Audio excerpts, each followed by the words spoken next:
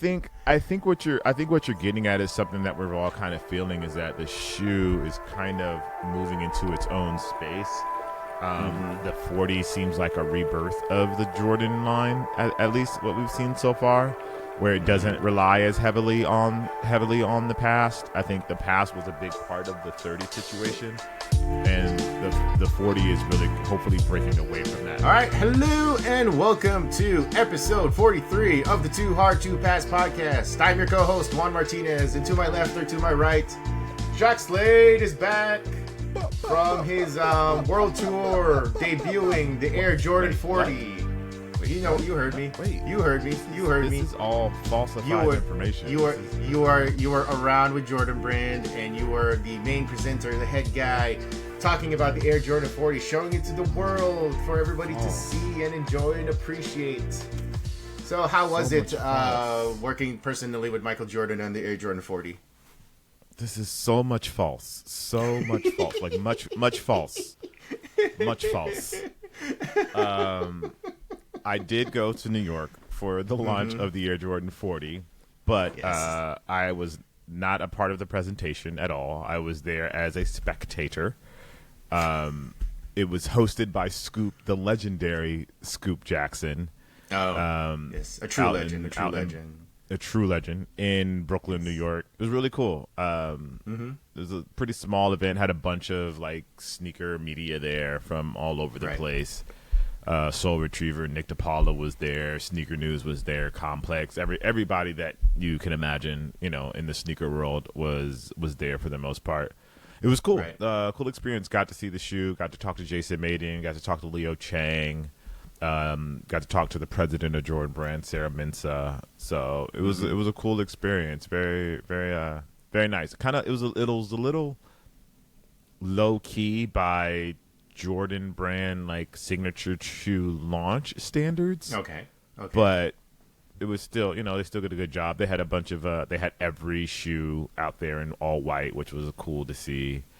Like from 1 to 39, and then they added the 40 at the end. They had some like prototypes of the 40, which was really cool to see some of the earlier versions of it.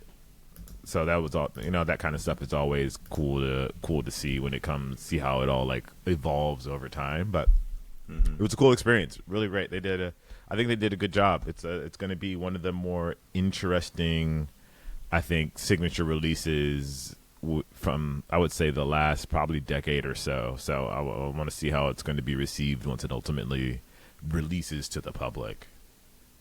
Now, you mentioned that it was relatively low-key compared to previous Air Jordan launches. Now, for those who, don't follow the ins and outs of that, what do you think the reasoning is behind the low-key presentation? Because I've been to an Air Jordan launch. I think I was there in New York for the 28. I was there for the 30, which was out in Chicago. I think, didn't they like rent out like a big old, like a museum hangar, out by like like a hangar area? So was it compared to that? It was like very low key, or was it like a little bit? Yeah, it was in like a warehouse building. It was like in a warehouse building that had a couple of courts in there. But usually like it's like the event, and then we get to play in the shoes, and there's like a larger experience kind of around the shoe as well. And this was really like brass tacks, like presentation, Q&A with Sarah, Jason, and Leo. They had like some people play one-on-one real quickly for like 20 minutes or so, and then that was it. And then they was like, all right, thanks guys, thanks for coming. So it wasn't like what we usually, I don't know what, I shouldn't say we usually expect, but it wasn't the sort of grandeur that you usually expect for a Jordan Brand launch, from what we've seen from over the years. Do you think that's like an intentional decision in terms of, where the shoe is now in relation to the culture or in perception, or is it just like they're scaling back? What do you think? What do you feel like is the reasoning, at least in your opinion? What do you think is the reasoning behind the brand's like? I feel like that's part of it. And that, like, part of it is like, okay, the shoe doesn't carry the same sort of stature that it did before. You know, the Jordan Brand signature shoe used to be an event that the community kind of rallied around. And I don't know that it still carries that sort of, if it still has that sort of cultural clout. Right. From what I've seen or some of the responses that I've seen online, it doesn't feel like it still has that sort of cultural clout. So I'm assuming that they're aware of that as well. And, you know, they're just really being self-aware. And, you know, it's a lot of money to do the sort of things that they've done in the past. Right. And with, you know, we've seen, you know, everybody's cutting budgets. So that's the assumption. But I don't know for sure. That's just me speculating on what it could be. But it definitely felt different than the normal launch that I think we've all come to expect. Right. There used to be just a lot of grandeur, a lot of gravitas being presented. Like, I remember one of the presentations, I think it was like Spike Lee was there, Carmelo Anthony was there, and, you know, there was a lot of pomp and circumstance. It was very much, this is the flagship, not just Nike Jordan shoe, this is the flagship basketball shoe for whatever particular year it was. Like, and period. Yes, period. Yes, it doesn't matter even if it's Nike or Jordan. Like, doesn't matter. Like, this is the one that everybody chases. This is the standard. And the way that you've talked about, like, we've talked about the shoes 30 years, it like, from a performance standpoint, it kind of still feels that way. But from a perception, you're right, from the perception of the culture and from just the general public, it just doesn't have that same cachet anymore. And and it I feel like it's reflected by, like, what you've talked about with the presentation, where it's very much subdued compared to like previous years. I think Trae Young was there, I believe. And Trae Young and Paolo Banchero was there, but it's like they were really quick. Oh man, Paolo was there. Now I'm bummed out I didn't get to go, so I could just shake his hand and tell him, "You're doing the right thing." Why? Because your name's Paolo, and they're saying it correctly. Wow. Look, as somebody who the Juan grievances, the Juan grievances have reared their head again. What? As somebody, I get it. I need somebody with my name to get famous. Yeah. I mean, I respect all Paulos who, and you know, that are spelled correctly and are pronounced. Paulos. I respect all Paulos who are spelled correctly and are pronounced correctly. Let's just put it that way. That's funny. Anyways, I hear that. Yeah. I mean, no, Jacques. I don't think Jacques is like pronounced wrong. I mean, said wrong definitely. Like, you know, there's some people like it's said Jack wrong for sure. Yeah. But like once they see like it was like Jacques, right? Jacques. But like there are definitely people who do say Jack and all that stuff. But yeah, that's Jack, Jaquez, all the things. Man, that's a shame. That's a shame. But there's a lot of famous Jacques out there. Come on, man. Like, we got to go to Europe though. Like, see, that's the thing is like me and you, we need to go to Europe and just be around all the Paulos. Go to Italy. I'll go to France, and then they'll get all the Jacques there. Exactly. We need to be amongst finally get some respect. Put some respect on my name. Shout out Ron Killings. So going back to the Air Jordan 40, it's kind of funny that it's kind of getting this subdued launch when it feels like, at least among a very specific audience in the sneaker community, they seem to like the way it looks this time around, because we've kind of gone through like this whole stretch from like the Air Jordan 30 to the 39, where it was like the shoe was inspired by a particular model, whether it was like the 31 was inspired by the 1, the 32 was inspired by the 2, and so on and so on. It feels like they've kind of gotten away from that. And now that we're at the 40, I believe it was Hypebeast who put up the headline that says the Air Jordan 40's grown up. Like, it looks like a shoe for somebody for the more, I hate to say the word, but like discerning sneaker consumer. It feels like a grown up basketball shoe. And I think I mentioned it to you when I first saw it. I was like, this looks like something I could see at a Nordstrom or a Bloomingdale's side by side with like your luxury shoes. And it wouldn't look that out of place. There are a couple of things that make it look performance basketball shoe, obviously.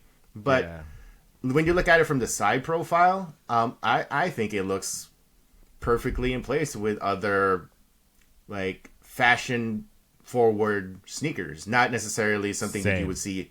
Yeah, I mean, yes, you'll see it at a Champ Sports. You'll see it at a Foot Locker. You'll see it at your JD Sports. But it could also work at a higher level, at a higher, on a more conceptual level. Yeah, like style. I think stylistically, it's kind of it gives you more options than with a athlete. Like it doesn't look like a technical performance sneaker. It doesn't feel like it was just kind of yeah. There you go. That's a good way to put it.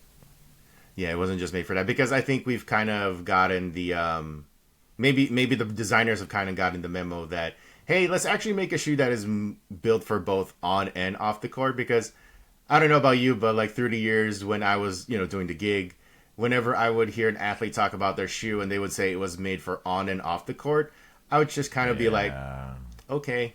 And of course, don't judge. I'm not doing it to judge them. I'm also not like giving like a haha or anything like that. But you just hear it. But in the back of your mind, you're thinking, is it though? Is it really? Is it really? Is that what you guys really did? And they say it, they say it with all the conviction that some of them. I'll be honest. Some of them kind of do say it with a. I feel like I have to say this. This is part of the PR rollout. I was told to say this, and then you can see some of them are sincerely saying it and are genuine about their desire to make it. I'll say it, Kyrie. Kyrie is very much one of those athletes. When you talk to him, he was very much involved in the design process and is very determined to make something made for both on and off the court. Doesn't always work out that way, but feels like he was someone who was very passionate about making something that would work for both on and off the court. Now, with the Jordan 40... I feel like in the first time in a long time, and I don't know what Tinker Hatfield's process was in the back in the days, whether his focus was just laser focused on the cutting edge basketball shoe, and whatever happens after that is outside of him. But this feels like something that's a little bit more intentional, where, hey, we need to see, I feel like we need to do both because of the materials used, because of the design, Yeah. This went. Sorry, I got the shoe here. I've been holding it off to the side. I didn't know if we were going to show it yet, but there were like 2 or 3 designers that worked on this, from what I was told. Leo was the guy that fixed it in the end. I shouldn't say fixed it. Okay. I shouldn't say fixed it. That's not the right word. Leo was the guy that, kind of a closer type. The closer, yeah. Leo was the closer, and I feel like of all the designers that I've seen at Nike or met at Nike, I feel like Leo is one of the more stylish guys that's part of the Nike field, and I think he has a very good sensibility when it comes to styling things the correct way. And so I think you see a lot of because like the early versions of it, and I did it in the live when I did my live. It felt a lot like the 23. Like some of the side panels on the shoe, and some of the design elements. But I think this really like changed, like Leo kind of took it away from that direction and made it, not simpler, but gave it a more, refined. I think refined would be a more refined, a more refined look. And I think that's where we see it all kind of how it came together here. But yeah, I think it's good. I think they did a great job with it. Like the only part, like this makes it look technical to me. This little, like the Nike Air thing gives it a little technical, but everything else makes it feel like a high-end shoe that's kind of that kind of escapes from the world of performance basketball sneakers. So I think what's really going to be interesting is seeing like the colorways that come out for the players over the years, because they have some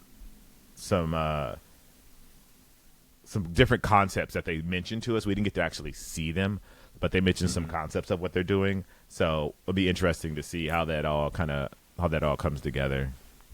Right. And you did mention that you got to see those other colorways. Where there's like a blue colorway and then like what was it? It was like a blue suede and dusty rose that I kept calling dusty roads, but you know what I mean.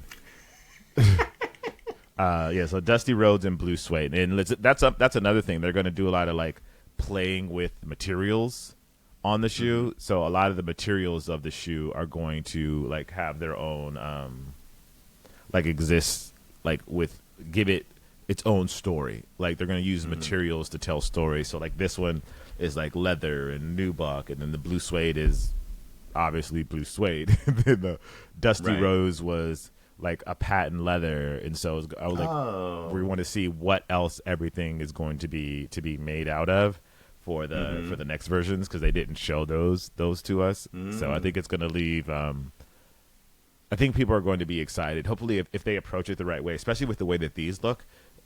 Right. It's like they can do a lot of really cool things with this shoe. So we'll see how they approach it and what they do with it.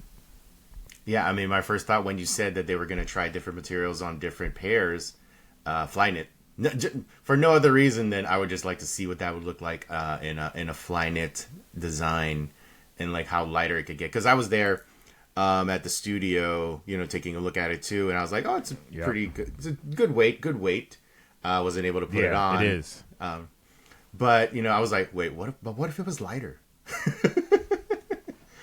Yeah. But what if like we made it even lighter and made it even more, breathable?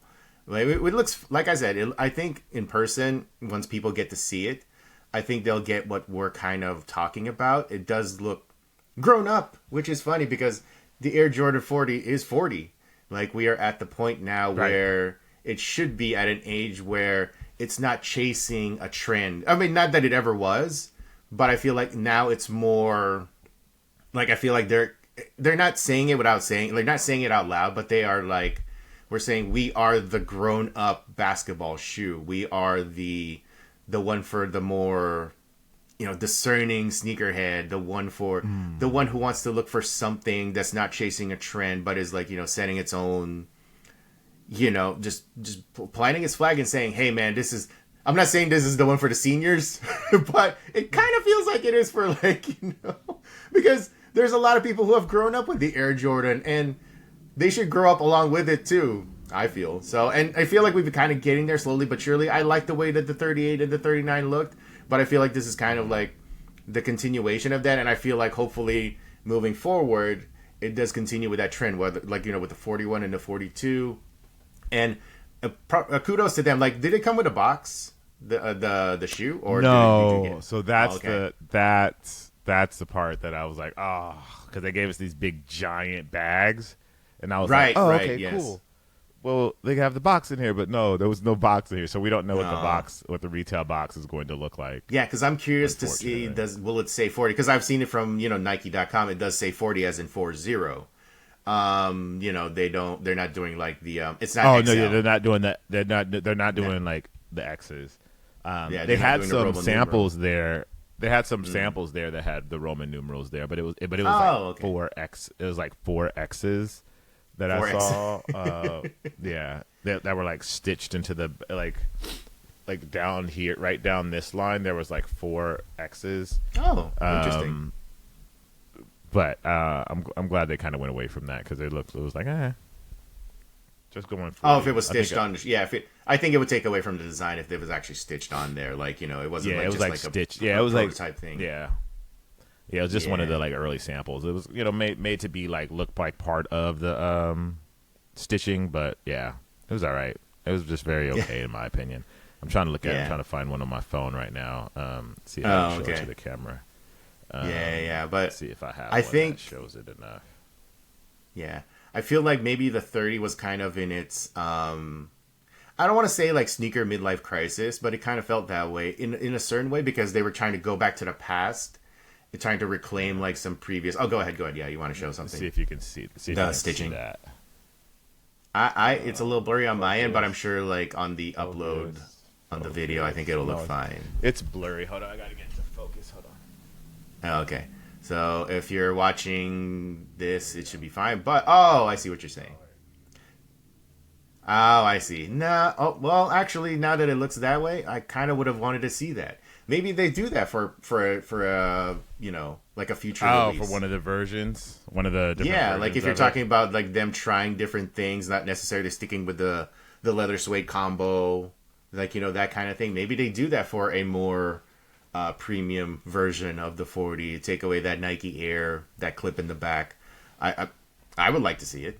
I'd actually be curious. That might be interesting.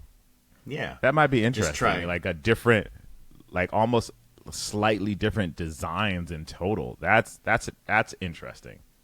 Like I said, I think I am on board with the 40, with the idea, the concept behind the 40.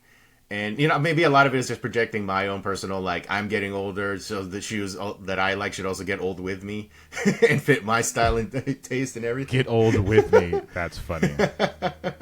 But I do like it. I wonder how it's going to translate to, the teenage, sneakerhead, the hooper, or anything like that. But I think they will look good on the court. I think once people get a chance to see them, especially once they see like their favorite players, like they see Trey wear them, they see Paolo wear them, I think it will actually end up being a hit in a way that it hasn't been in a while. Because like I think I wanted to go back to this.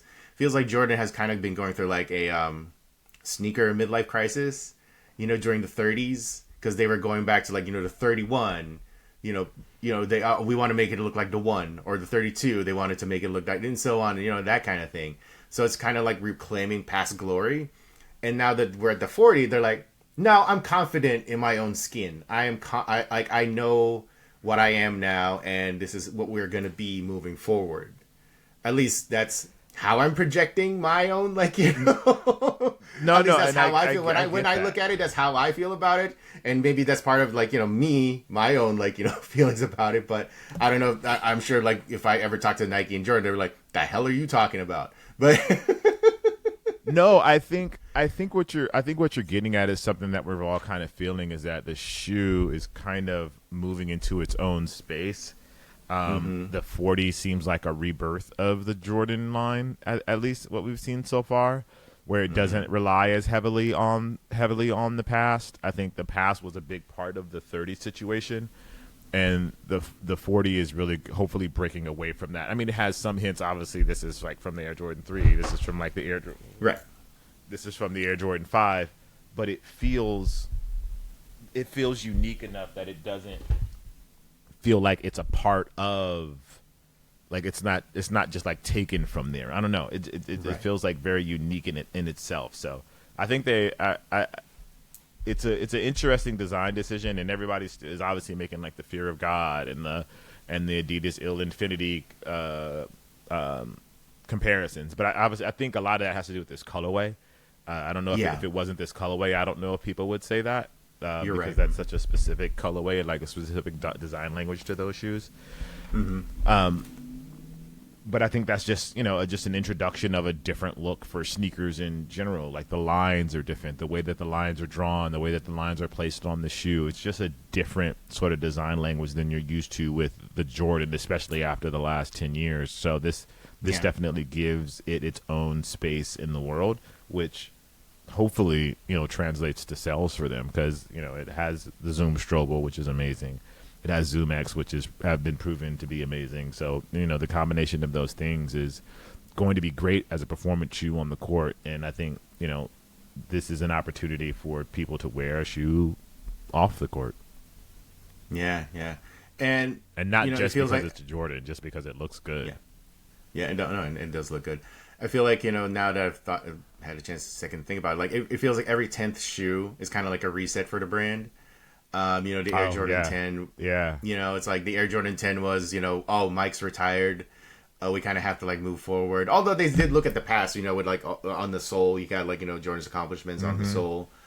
The 20 was also, with the laser cut, midfoot strap. It had like, Jordan's accomplishments like in laser cut tattooed kind of style there. Yeah. But it was also looking forward because of the funky way that the Air Jordan 20 looked. The 30 was kind of like the same way. It was like kicking off a nostalgia phase, sort of. And then now we're at the 40. We're like, nah, this is for the grown. This is for going to a more mature look. More mature. So this is the mature era. This is the grown era. Yeah. The grown era. The grown up era of the Air Jordan. And I like it, and I'm not just saying that because I'm old, but it's like it feels if it's my sensibilities for the first time in a long time. I think like There were some in the 30s that I did like and appreciate, but it was more of on a technical basketball shoe. I'm going to rock these on the court kind of perspective. With the 40, it's like just because they're the Air Jordan, they're the pinnacle. They should be the pinnacle of performance. I'm confident they're going to work well on the court, but I feel like I can buy these and wear them off the court like any other casual sneaker that I have in the repertoire, as they might say. These will definitely get some like casual vibes. Like Leo had a cool outfit on him. He had like this like slightly baggy pants on with like a slightly baggy shirt. It looked really dope. So is this the first time Leo's worked on the? Is this the first time Leo's worked on an Air Jordan? That's a great question. I'm not sure. Let me ask. I'm gonna ask. Let's see. Hopefully, see if we can get an answer before. That'd be funny if you do that during the podcast. Yeah. But I'm interested to see if Leo, because if you know Leo Chang, he's worked on the KD line for basically forever. Yeah. That is the line that he is known the most for, and I feel like part of that might be like some of that sensibility has kind of got to the Jordan.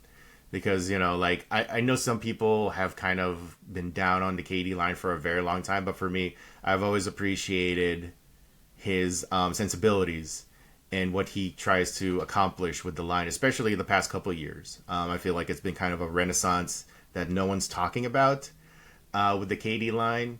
But I feel like they've really, really hit a good solid roll out for the past couple of years, especially like with the 17 and the 18. I really like those, and I feel like some of that energy is kind of translating over to the 40. I mean, if he was a closer, if he's the closer type, yeah. But moving forward, what do you think we can expect with the 40? Is it going to be a more, like you said, like there's these future colorways? They're going to be like different. They're going to tell stories with like the materials moving forward. Like, what do you see for the 40? Do you think this is like I've talked about like the grown era and all that stuff? Do you think like this is what it's gonna be for the 40s? Do you think, or you mean all the 40s, like from the 40 yeah? I mean, on? like, can we expect this kind of style moving forward, like a more grown up approach, a more like refined like style for the 40 for the 40s, like the 41 to 42, or is this more of a let's see how this goes first. Yeah, I would like to see that. I would like to see them continue this, just the energy that this kind of came from. Also worry that this energy could get old quick, kind of thing. It's like people get over it. You know what I mean? Because this is a very specific design style. I guess if they were more, are they going to more approach it in like this is a classic sneaker phase? Maybe it just has like a classic styling to it, like that's different. Because this almost looks like it's interesting. I was thinking that these almost looks like a Vans shoe, the way that this kind of wraps around, like the CV. Oh, like interesting.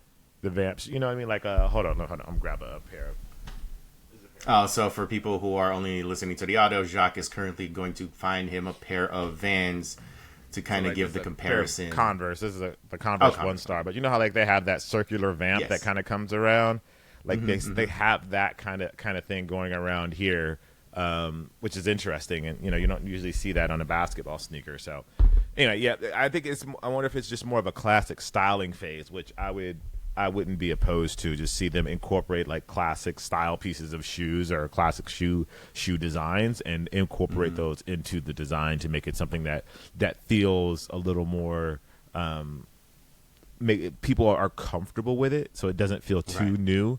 It feels like something people are comfortable with, so when they style it, they don't have to really think about styling it because they've already styled this style before. If I didn't say style enough there. No, I mean, yeah, I mean, like, there's only so much you can do with a shoe in terms of, like, like, some ideas are going to be, recycled, and some ideas are going to be remixed. And, you just kind of get to a point where it's like, and this one seems like it's borrowing from previous styles. Like you said, there's part of the Air Jordan 3, there's part of the Air Jordan 5. But the thing that I appreciate, it's not just a rehash of the Air Jordan 10. like Yeah, they it's did not with like the rehashing previous it. iteration. Yeah. It's not doing that now, so I feel like they can borrow elements from different shoes again to put it there into the modern shoe, and I'm perfectly fine with that as long as we're not like just totally rehashing or recreating, trying to reclaim like past glory, like Yeah. wholesale. Yeah, and it's not like the Yeah, 33, which is like. Yeah, I was gonna say this feels singular. It doesn't feel like, hey, what would a Jordan 1 look like if we made it today? Or what would, it doesn't feel like that. This feels singular. This feels like it exists in its own space as its own shoe. All right. And like I said, looking at it now and, getting a chance to, see it in person, I got hopes for it. Like, in a way that I haven't had hopes in terms of, like, it breaking through to the wider sneaker culture that in a very long time. Now I don't know if that'll actually take place because it takes a while. It takes a while for people to kind of get back into the groove of like Jordans, because we're in a different era now. We're in the runners, slightly still maybe chunky dad phase, shoe phase, that kind of like era. So I don't know if this is the thing that's going to set it off, but I feel like it's got a chance. It's got a chance to at least kind of get people thinking about basketball shoes in a different way again. I don't think it's going to be like the breakthrough, but it's going to be like something that kind of gets, maybe it's a stepping stone towards something like, to get us back to the early 2010s or something like that, where like people were just, basketball shoes were the it thing. That's really it thing. Do you feel like, how do I ask this? Do you feel like it needs to be an off-court shoe as well? Because I mean, everything that we wear today off-court that were basketball shoes, like we didn't initially wear them off court. You know what I mean? Do I feel like it needs to be? I think in order for it to break through to the wider community, I think it needs to be. But in terms of like what Jordan, in terms of like the perception, the brand, and everything, it just needs to be its own thing. Like it needs to do its own thing, and then whatever happens in the future kind of just happens. Maybe that was, and I'm sure that was the design process back in the days. Like I said, I don't know what Tinker was thinking when he was designing the 3 or the 4.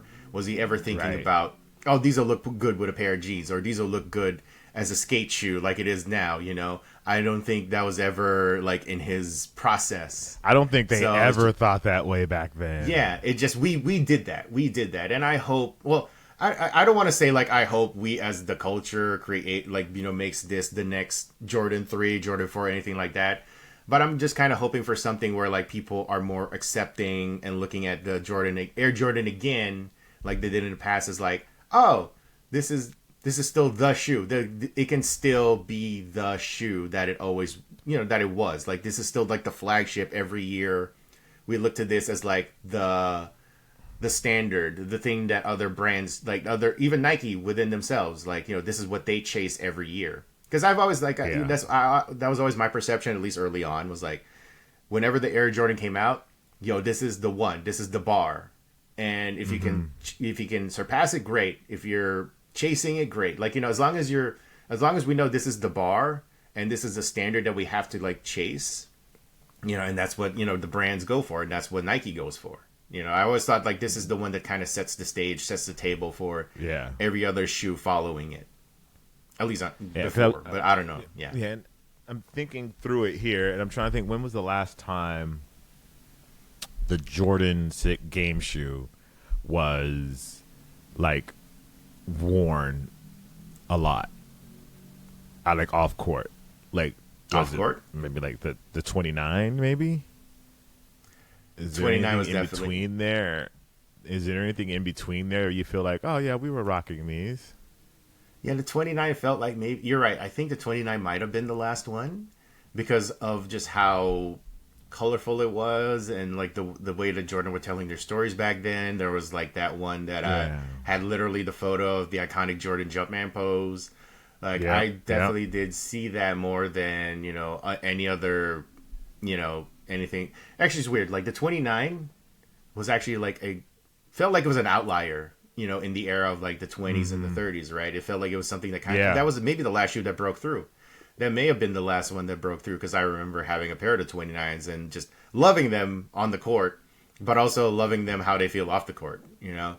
So I feel like it's been a long time, and Yeah, no, I feel like the 29 is that outlier, and I hope that the 40 can be that outlier that becomes a standard again. Yeah. I hope that it's something that kind of becomes like, we plant our flag and this is the one, and y'all got to catch up to us. And yeah, that'd be sick. Yeah, totally. And it'd be great too. They have a new creative director now. They have Leo's doing. I forgot what Leo's title is. He's the head of, I think, innovation and concepts. I think he's the head creative director of innovation and concepts, and then Jason Maiden is the head creative director for the whole brand. So they have a lot of stuff going on there. So, a lot of new, it's like new, old, I guess, old, new, whatever, however you want to say it. Like people that fresh. It's have fresh. been with the brand. Once you bring in different eyes, fresh. Yeah, different eyes that are on it now. So should be exciting. It should be exciting. I don't want to get too far ahead of myself and think what's the 41 going to look like? But they have 9 versions of this coming out, so we'll see how they rock with these 9s, the 9 versions of this shoe, and where they take it. Right, and then NBA players will have their own specific player exclusives, or will they just be wearing one of the 9? Yes. Oh, okay. No. So I think they'll wear some of the 9s, but a lot of them are going to have their own PEs. Kind of, I think they did this. Was it last year? Was it for the 39 or was it for the 38? It was one of those models where they did this same sort of thing where they only released a limited number.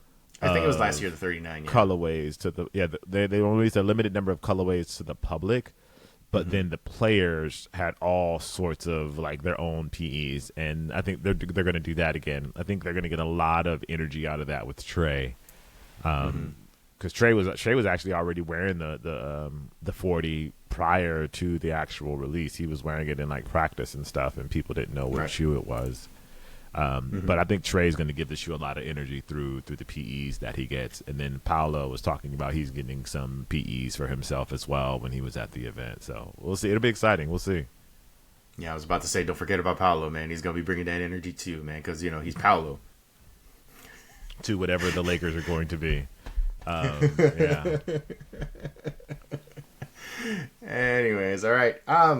We spend a lot of time on the Jordan because, hey, like I said, it's that shoe. We've always thought of it as that shoe, and we want it to be that shoe. Again, at least beyond just the hardcore Air Jordan fan community, who has Instagram accounts that post Jordans every day and all that stuff. We want it to be something that's accepted in the broader sense, in the broader sense. Yeah. I think all anything basketball related. It's not even just Jordan. Any basketball shoe. Just because we love that sport so much, it's good to see the byproducts of that sport leak into regular culture. So yeah. Yep.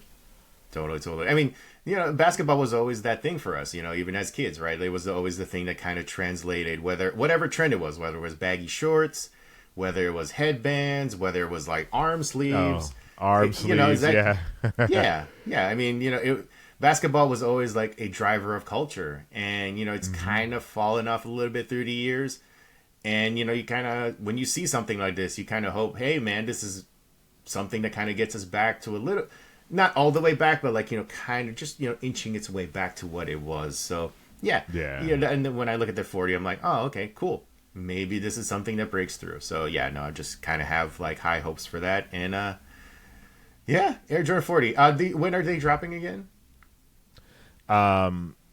July 12th is when the first colorway dropped. It was listed. Okay. So it was listed for 200. Well, the press release said 200, but Nike.com said 205. So I've just been saying 205 because that's what it's listed on Nike.com. So I'm assuming that's what the price is going to be. We all know where that 5 came from. Yeah. the tariff price bump. Yep. Yeah, I mean, it's worse. It could be so much worse. So let's kind of, we could be that sucks. But it could have been so much worse. So much worse. All right. It's interesting though that I was going to say it's interesting that the game shoe, the big signature shoe, is cheaper than the retros right now. Yeah. Oh.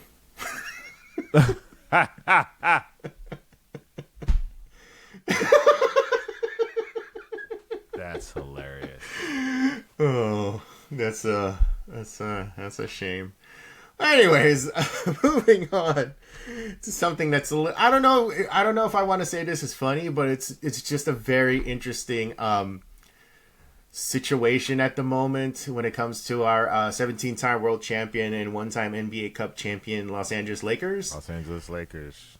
Yeah, but you kind of had this like deep sigh when I told you we were going to talk about this earlier in the pre-show. We're like, LeBron, he seems like he's been making moves in a way that kind of makes you feel that he might not be long for the purple and gold. Now, he did opt into his deal, so he's under contract with the Lakers for this coming season.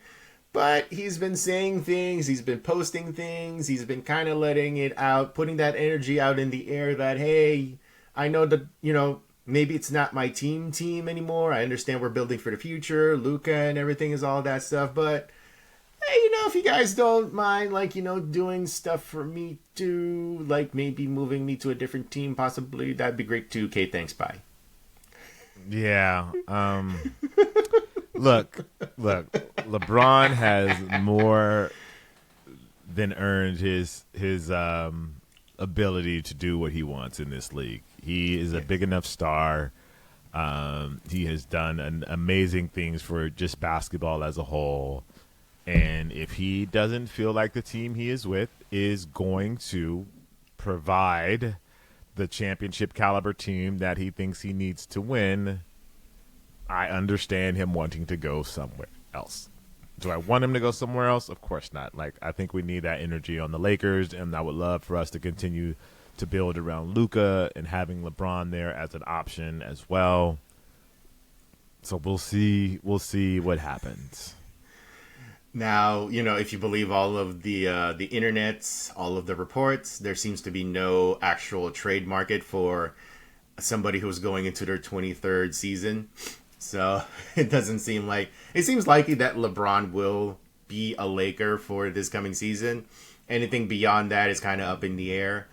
But yeah, this seems like LeBron kind of doing a soft exit. A little bit. He's planning like a soft exit where it's like, yeah, it's been real, guys. And really, this has been the longest stretch he's ever been with any team.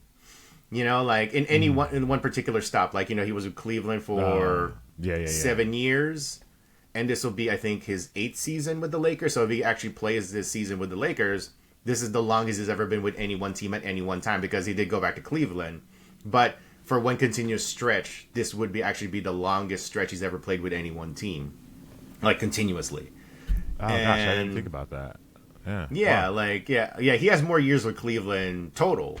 But he's never played 8 straight years with Cleveland. This would be year 8 for LeBron, which is wild to think about, because I still remember when LeBron first signed with the Lakers, and there was this weird hullabaloo about he was going to show up at a Blaze Pizza somewhere in LA, and people were freaking out oh man, LeBron's going to be there. There was rumors.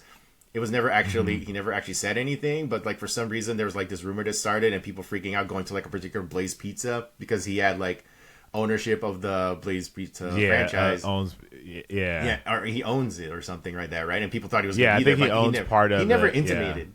Yeah, he never even said anything, but people just assumed that was going to happen.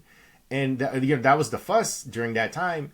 And we've kind of gone through this whole stretch of the LeBron Laker era. And it's produced a championship. It's produced the first NBA Cup championship. And I have a lot of friends, I have a lot of family who couldn't give a shit less. It's whatever. He's not Kobe.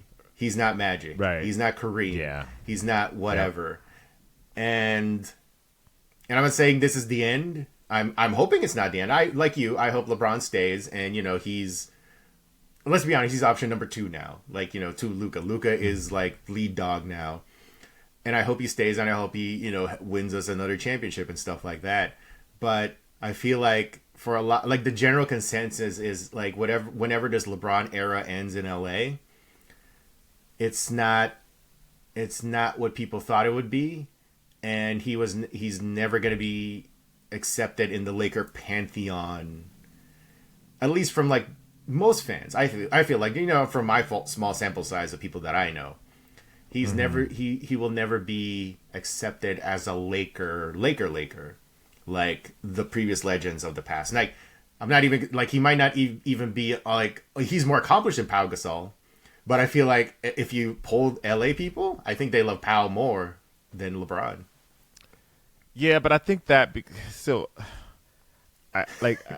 I go back and forth about this. I shouldn't say I go back and forth about this, but I hear people talk about this, and I think it was just because LeBron represented competition to LA fans for so long. He was the enemy of LA for so long. And so when he's here, like, people aren't willing to, they're not willing to embrace him because they only saw him as evil for years and years and years. If LeBron would have came here when he left Cleveland the first time, I think it would have been a totally different conversation, and people would respond to him in a totally different way. But because he was like this enemy of the state for so long, that turned, that turned spy for us in a sense. I think we have a hardcore Laker fans have a hard time embracing him, and also I think Laker fans, a lot of Laker fans are Kobe blind. You know what I mean? If they admit that LeBron's a good player and LeBron has done all these things, they feel like that's going to take away from my Kobe blindness, and I can't take away from my Kobe blindness.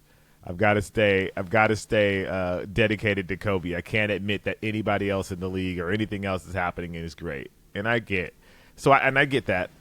You want to. We have rose-colored Kobe glasses here in Los Angeles as Los Angeles fans, but I'm happy that LeBron came. I'm happy he won us a championship. I'm happy he won us an NBA Cup. I do think he'll be ranked as one of the Lakers, of one of the greatest all-time Lakers.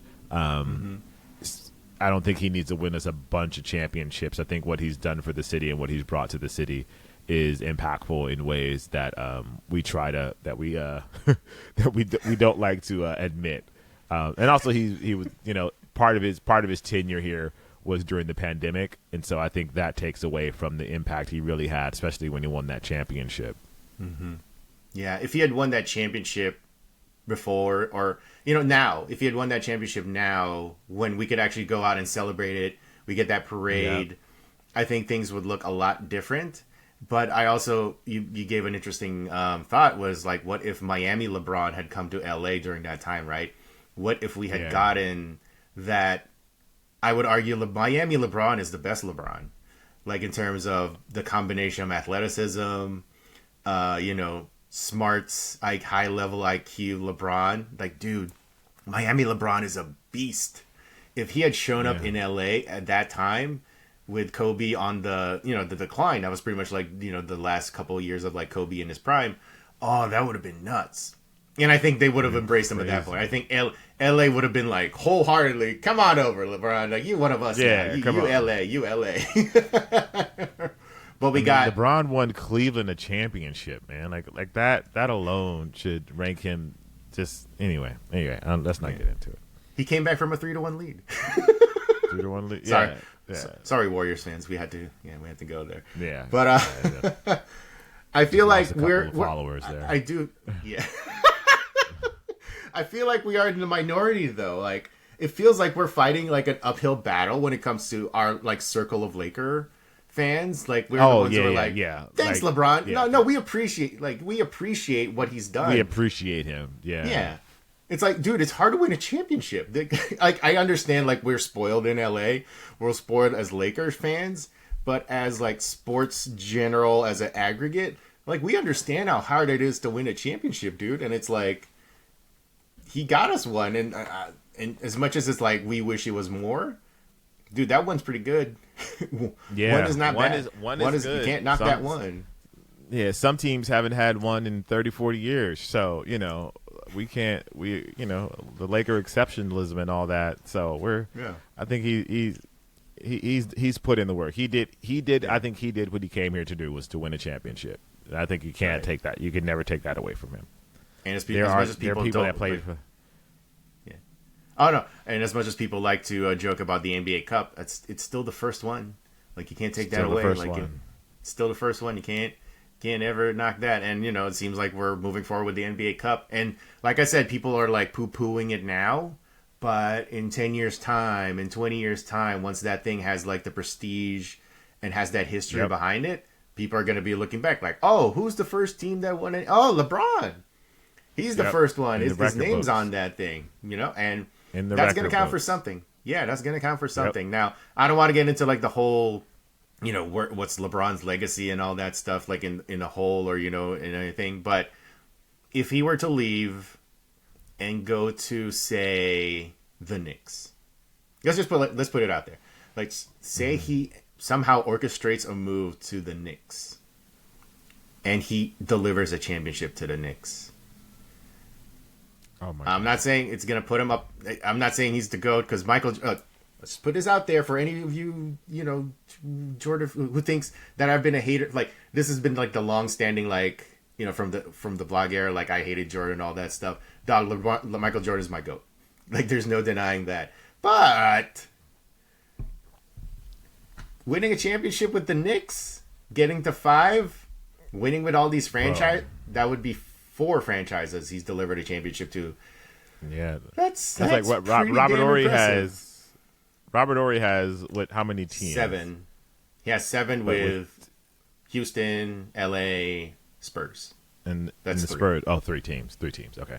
Yeah, but we're talking about like the top guy. Like, I don't think no one's done that before. Like, no one's done that. Like.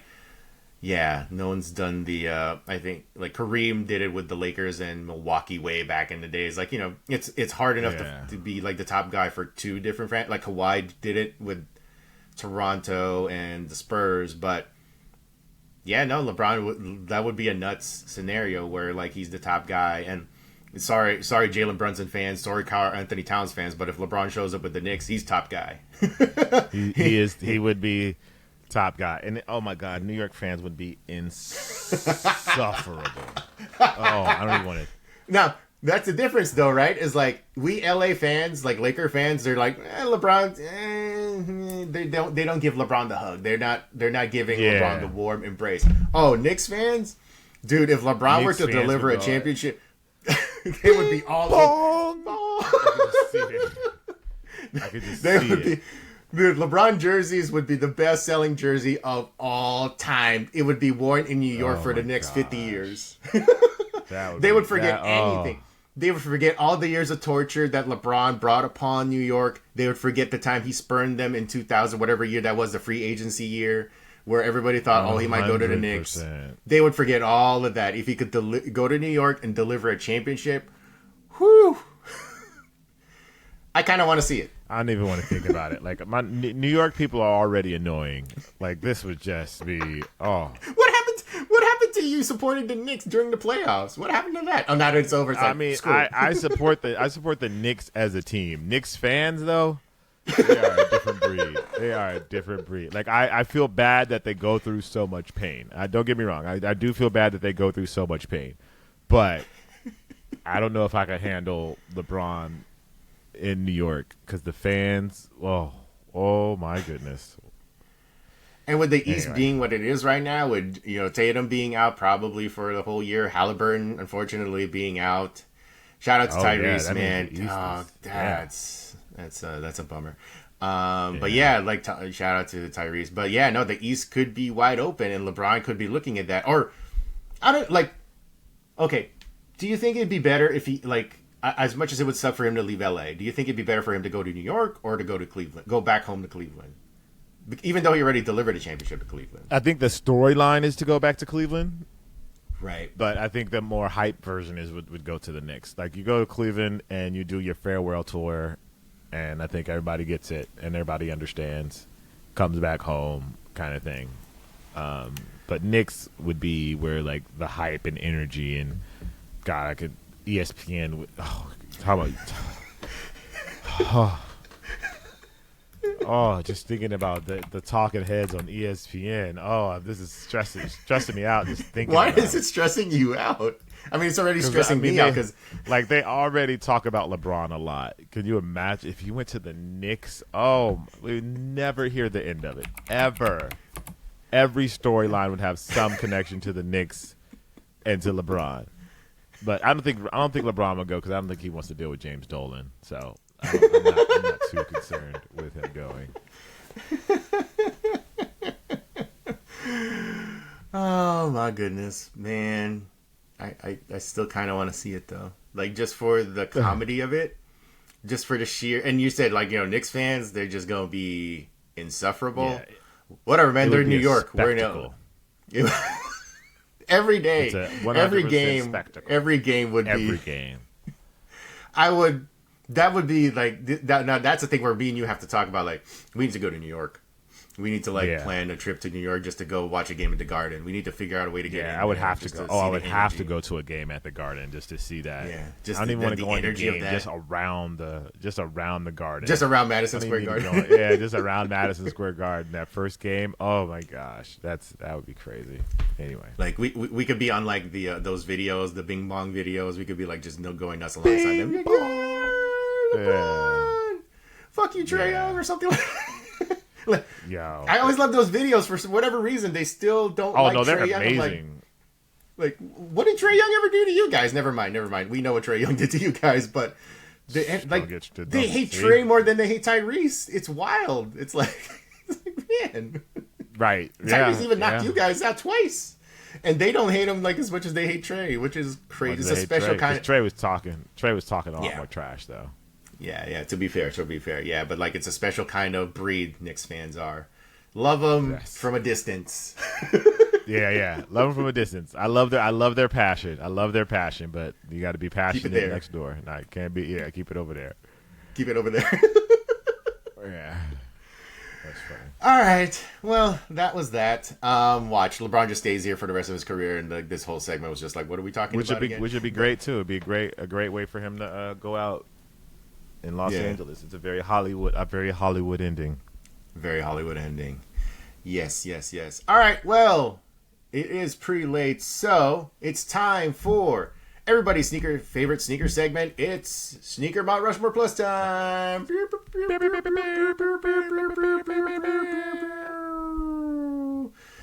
So, instead of we're not actually going to do Sneaker Mount Rushmore Plus this week, because on this week's Hard Pass, we talked about our the show's top 10 sneakers of the year so far. Yeah. And that wasn't our picks for our favorite sneakers of 2025 so far. It was just the shoes that we talked about the most. It was the ones that grabbed the most attention. And quite a bit of a shocker, the Adidas Kobe 2 was the one that took the top spot. But we wouldn't call... Yep. Because it actually was like a thing at the end, right? Like, I don't think we talked about that shoe in particular. Even though we knew a retro was coming, we didn't really talk about it until like the very end. And there was just this huge swell of like comments coming down like, oh, we always loved the Kobe 2, or I love the Kobe 2. I'm like, where were you guys all this time? Did not expect that at all.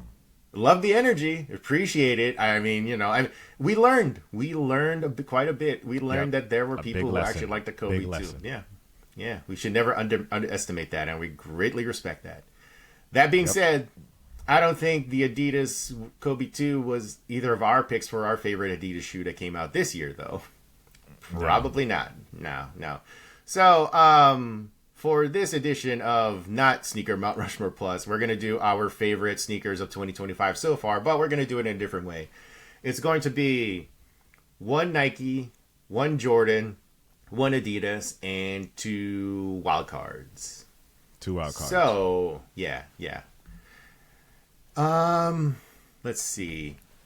Who started last week? I forget who started. I think you started, so I'll start this week. So one Nike, the Nike for me this year so far is going to be the Pegasus Premium. Now, I still think that is one of the better shoes of 2025. It's not getting the sort of love that I thought it was going to get, which is fine. But I hope they continue to make it. I hope they bring the price down. More importantly, but as a sneaker, I think it's one of the this gets the top spot for me from the Nike stuff that's come out this year. Oh, that was gonna be my pick too. But my pick is going to be the Dot Swoosh, the Air Max ones, the polys. I've kind of done a heel turn on them. Well, not heel turn, a babyface turn in the wrestling parlance. Heel turn is when you become a bad guy. Babyface turn is when you become a good guy. So I used to kind of poo-poo it, like, oh, what is this, the poly? Like, it's a very lazy implementation of, like, polygons. Like, video game nerd snobbery coming out of me with that one. Yeah. But as they've tried, like, with the Tomb Raider stuff, the Donkey Kong stuff, kind of grown on me. Kind of done a 180 on them, and yeah, so that's going to be my pick. It's going to be those Dot Swoosh Air Max ones. I like that. Okay. And then let's keep the snake vibes.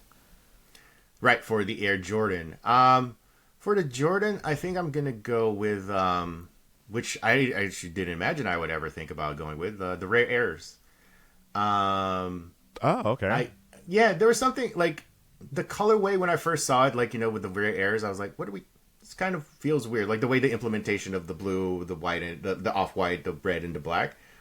Same thing. Mm-hmm. I didn't like it initially, but as we've kind of moved into, like, seeing it more, seeing it in person, kind of like them now. So I think I'm going to go with the Rare Air Jordans. Wait, the 3. Oh, no, I'm sorry, the 4. It's the 4. The 4? Rare Air Jordan 4, yeah.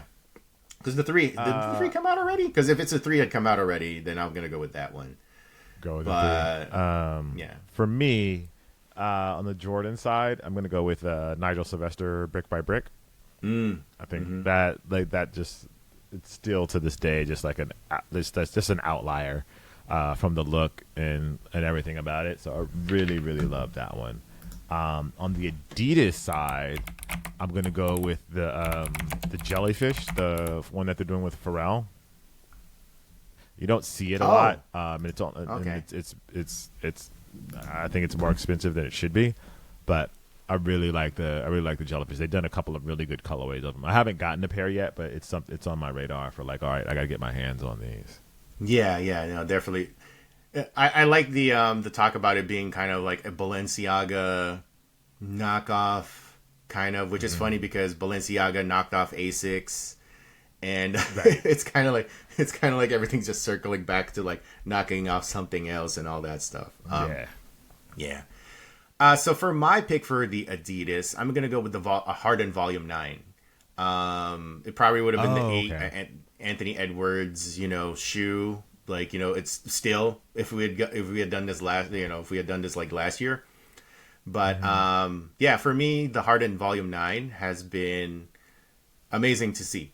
Like, I like the way it looks. It's definitely a standout. It's definitely going for something, kind of like with Jordan 40. It's going for something elevated, going for something a little bit different and high fashion, whatever you want to call it. But I've definitely liked the way it look. I like the way they look on court, and not gonna lie, I've actually seen a kid or two wear them, out and about, and I'm like, oh, they do look good. Like, it's something I don't know if I would ever actually wear it, just because I'm not. I still don't know how they feel. Like, I would actually like to see how they actually feel because I've never actually worn them. But in terms of, like, just looks, just from a purely superficial looks standpoint, got to go with the Harden Volume 9. Okay, I like that. So for my first pick. For the wild card, I'm gonna go with the Hoka. It's the Marni collaboration. It's actually like a very funky, like, take on the their. I forget which particular model this was, but I remember when we did this for the heat check, I saw these. I'm like, oh man, these are really nice. Oh, I think it's like the Bondi, and they redid the upper to make it look like a puffy jacket. And I like the way they look. It was just like a big fan of those. Not a fan of, like, I think it was like $400 price tag, but other than that, I probably would have bought a pair if it wasn't $400. But I respect that. Yeah. So I'm gonna go with that one for my wild card pick. So wild card pick. Okay, for me, I'm actually gonna go with a golf shoe. It's the Painter Moving Day. It's like a small brand that doesn't get a lot of, like, exposure, but they have a moving day it's called the Moving Day. It's I don't know if Jason Day is a signature athlete or he's just like an ambassador kind of thing, but Jason Day wears them on the course, And they're super comfortable. I have a pair, and I've worn them a couple times during a couple of rounds, and they're really good. So shout out to Painter. They're doing something kind of on their own. It's a small independent brand, and the shoes are only like $200. So it's not like the crazy $230, $250, $260 price point that some of this stuff is sitting at right now. Good stuff. And then for my other pick, I'm going to also make this a golf shoe. Shout out to Tiger and Sunday Red. So they have the Magnolia, which is like a hard bottom styled golf shoe. I don't typically wear the hard bottom style golf shoes, but those are really comfortable. I've got a couple pairs of them, and I've been wearing them a lot more now. I did kind of steer away from them at one point, but now I've been rocking them a lot more because they're comfortable and they look really good. They're made really well. The craftsmanship is top notch. Like you just see, like they just did a really good job of putting the shoe together. And I think that's been kind of, I've been looking at that through a different lens now. As much as I didn't like the hard bottom style and like the more athletic styles, they've been doing a really good job putting the Sunday Red, the Magnolias together. So shout out to them. Right. Cool. So for my last wild card pick, I'm gonna go. Well, since you went with the golf shoe, I think I'm gonna go with the golf shoe route as well, just to show that love. I'm gonna go with the answer. No, the question. Sorry, it was the answer. It's the Reebok Question Golf, just because. Yeah. I love the implementation of it. Like it's still a funky look for the golf course, but why not go for funky? Why not go for a little bit of a different style on the golf course? I love the idea of Reebok, and just the what is it, like the duality of like Allen Iverson, this dude who was like this image that he portrayed as like the big, small, diminutive, street tough dude, basically, but like had the biggest heart and all that stuff, but like and then to have it be translated to the golf course, which is like quote unquote refined, classy and all that stuff. I just love that. I just love the way that those two opposites combined, and just to see that on the golf course is pretty cool. So I love that Reebok did that, and I don't know how actually they feel on the golf course. Did you ever get a pair of the questions? But no, I don't have a pair of those. And if I'm being honest, I didn't like the execution on those. They looked more like bowling shoes to me than they looked like a golf shoe. Fair. I was definitely disappointed in the execution on that side. I would love for them to do it again, but I just need a better execution on it. Do you saying like with the question, or do you want them to move to answers, or do you want them to move to? No, even with the question, I just think they just need a better execution. I don't think the way that the final result just looked like they slapped the top of onto a hard bottom shoe. To me, again, this is to me.